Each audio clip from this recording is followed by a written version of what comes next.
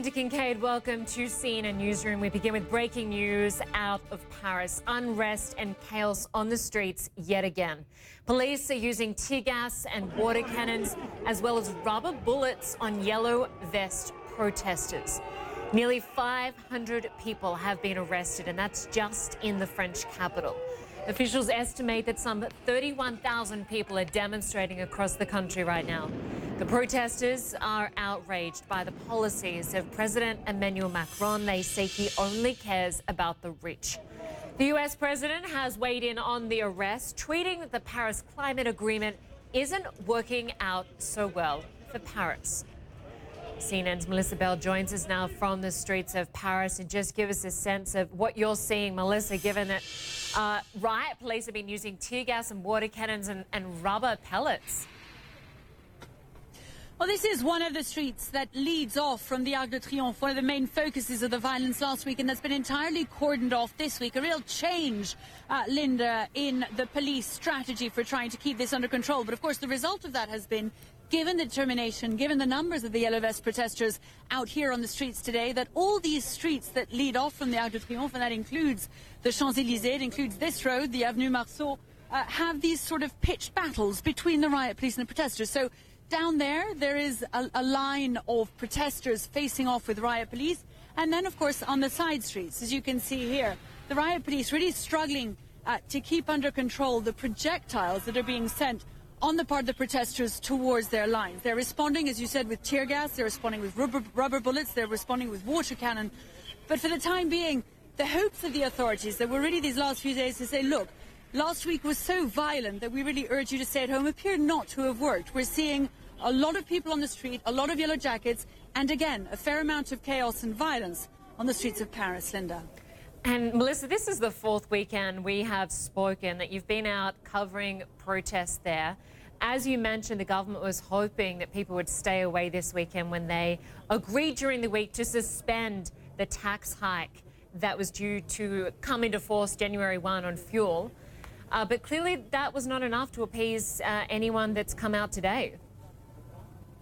That's right, and that's why there was so much focus on what happened today. There was a focus on the numbers of people out on the street, and as you said, we're getting figures for midday France-wide, 31,000 that were protesting this week against 36,000 at the same time. That is midday last Saturday, 36,000. So clearly that is one of the figures that we're looking at. Also the amount of damage and the amount of people here on the streets of Paris, the ability also of French authorities to keep the streets of Paris safe. And clearly that has not, even despite this change of strategy that we've seen, really functioned in. I think that speaks really to the determination of the protesters, because this has gone on for so long. As you said, Linda, this is the fourth Saturday in a row. And part of the problem that the government had, even though it climbed down on what had sparked this 4 weeks ago, that was that hike in the fuel duty. In a sense, things had gone beyond that. And what we've heard from so many protesters that we've spoken to here today on roads like this one, Avenue Marceau, but also on the Avenue des Champs-Élysées, and we've been out here since early this morning, is that theme. They're out here because they're angry, because of the problem of the cost of living. Is no longer about a hike in the fuel duty, they tell us.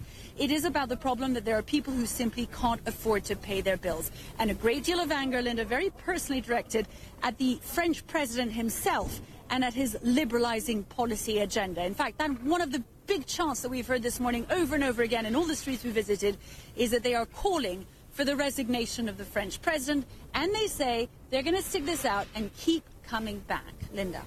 And Melissa, police, it seems, are trying to crack down on these protesters with arrests. I mean, in the last few hours, they've gone from 300 to 400, over 500 people taken into custody just today alone in Paris. We heard the government said they would promise a tough response to people arrested over violence. Do we have any indication of what that could entail?